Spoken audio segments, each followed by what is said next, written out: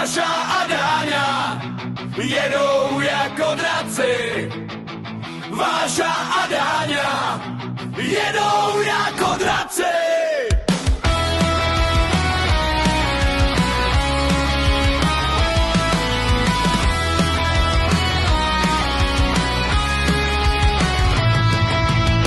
Jejich tvorba má tah na branku.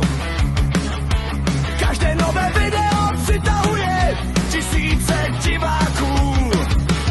Je vidět, že je baví to, co dělají. A jejich energie se přenáší i na fanoušky.